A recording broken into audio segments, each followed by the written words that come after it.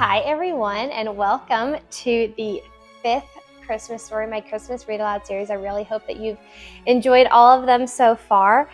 Today we're going to be reading a chapter out of the Jesus Storybook Bible. This is a book that I grew up with and absolutely loved. So I'm going to be reading the Christmas story. It is called He's Here, the Nativity, from Luke 1 through 2.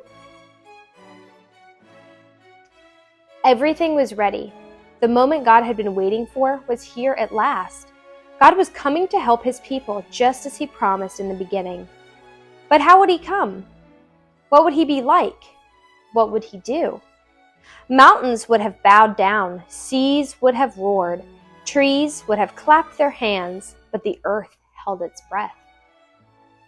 As silent as snow falling, he came in, and when no one was looking, in the darkness he came.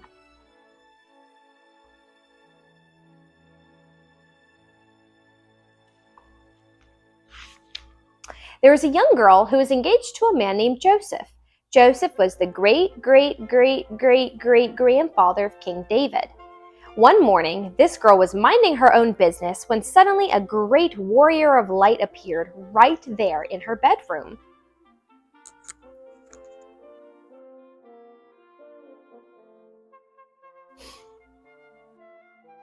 He was Gabriel, and he was an angel, a special messenger from heaven.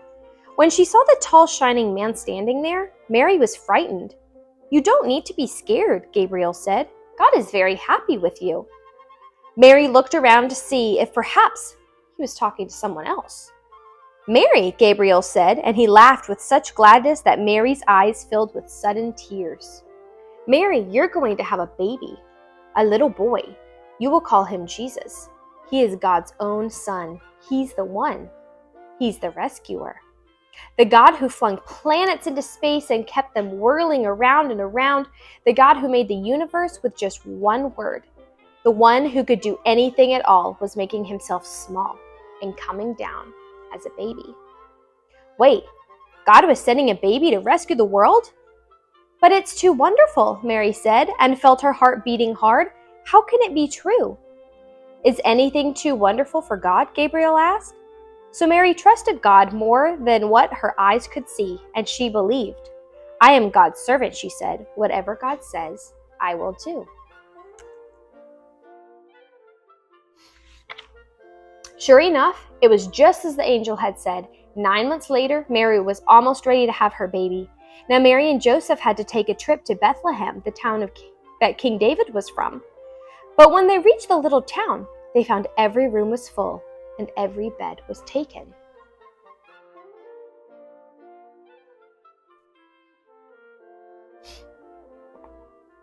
"Go away," the innkeepers told them. "There isn't any place for you." Where would they stay? Soon, Mary's baby would come. They couldn't find anywhere except an old, tumble-down stable, so they stayed where the cows and the donkeys and the horses stayed.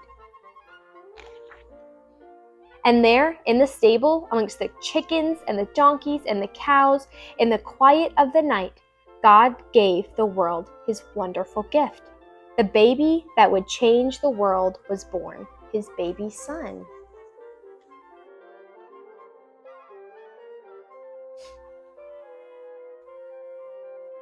Mary and Joseph wrapped him up to keep him warm. They made a soft bed of straw and used the animal's feeding trough as his cradle.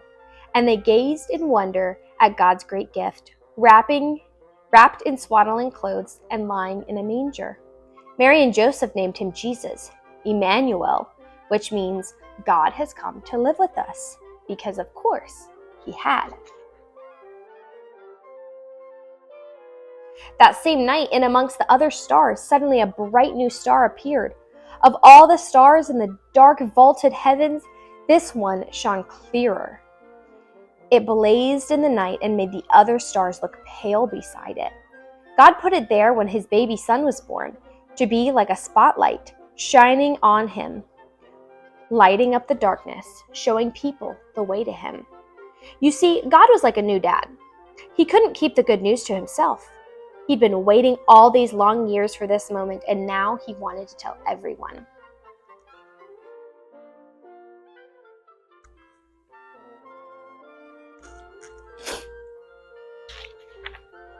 So he pulled out all the stops. He'd sent an angel to tell Mary the good news. He'd put a special star in the sky to show where his boy was. And now he was going to send a big choir of angels to sing his happy song to the world. He's here. He's come. Go and see him, my little boy. Now, where would you send your splendid choir? To a big concert hall, maybe? Or a palace, perhaps? God sent his to a little hillside, outside a little town in the middle of the night.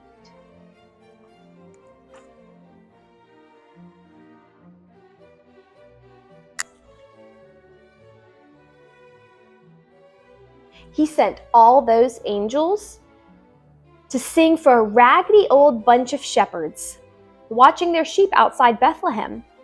In those days, remember, people used to laugh at shepherds and say they were smelly and call them other rude names, which I can't possibly mention here. You see, people thought shepherds were nobodies, just scruffy old riffraff. But God must have thought shepherds were very important indeed, because they're the ones he chose to tell the good news to first.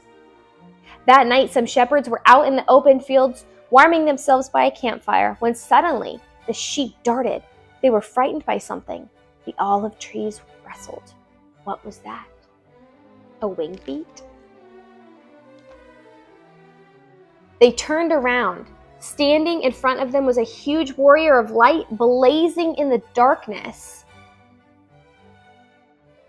"Don't be afraid of me," the bright shining man said. "I haven't come to hurt you. I've come to bring you happy news for everyone everywhere. Today, in David's town in Bethlehem, God's son has been born. You can go and see him. He is sleeping in a manger." Behind the angel, they saw a strange glowing cloud. Except it wasn't a cloud. It was angels. Troops and troops of angels armed with light. And they were singing a beautiful song. "Glory to God. To God be fame and honor and all our hurrahs." Then as quickly as they appeared, the angels left. The shepherds stamped out their fire, left their sheep, raced down the grassy hill, through the gates of Bethlehem, down the narrow cobble streets, through a courtyard, down some steps, past an inn, round a corner, through a hedge, until at last they reached a tumble-down stable.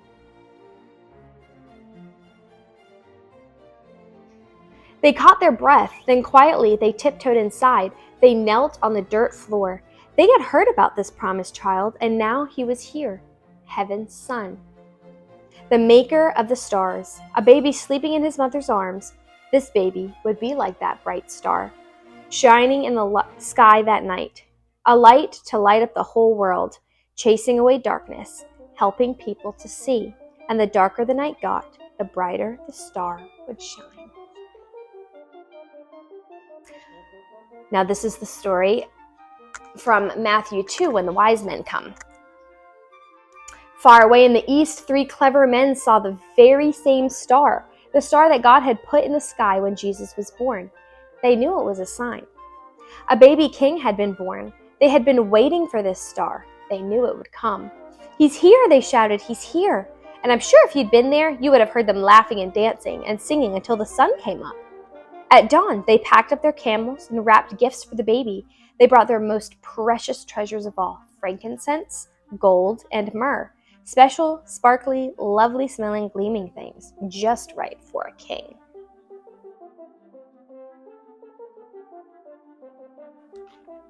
The 3 wise men, actually, if you'd met them, you'd have thought they were kings because they were so rich and clever and important looking, set off. They rode their camels across endless deserts, up steep, steep mountains, down into deep valleys, through raging rivers, over grassy plains. Night and day and day and night, for hours that turned into days, that turned into weeks, that turned into months and months, until at last they reached Jerusalem. Jerusalem was by far the most important city for miles around, and as anyone can tell you, that's where a palace would be. But they were in for a surprise. They went to see King Herod. Surely, he'd know where this baby was. But he didn't.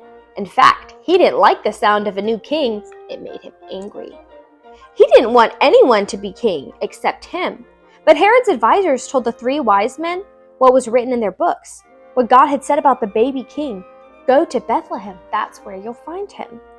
Suddenly, the star they had seen in the east started moving again, showing them the way. So the 3 wise men followed the star out of the big city, along the road, into the little town of Bethlehem. They followed the star through the streets of Bethlehem, out of the nice part of town, through the not so nice part of town, into a really not nice at all part of town, down a little dirt track until it stopped right over a little house. But wait, it wasn't a palace. There weren't any guards or servants or flags or red carpets or trumpets or anything. Did they get it wrong? Or is this what God meant?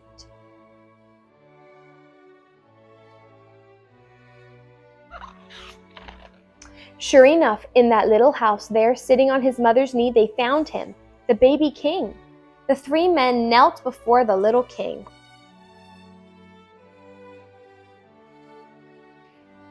They took off their rich royal turbans and gleaming golden crowns. They bowed their noble heads to the ground and gave him their sparkling treasures. The journey that had begun so many centuries before, centuries, that's hundreds of years,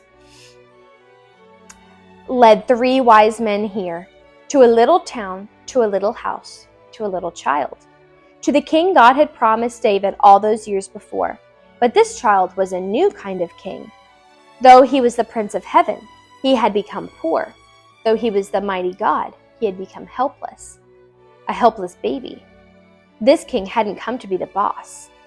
He had come to be a servant. That is the story of Christmas. I really hope you enjoyed, and Merry Christmas. I will see you all in the new year. Bye.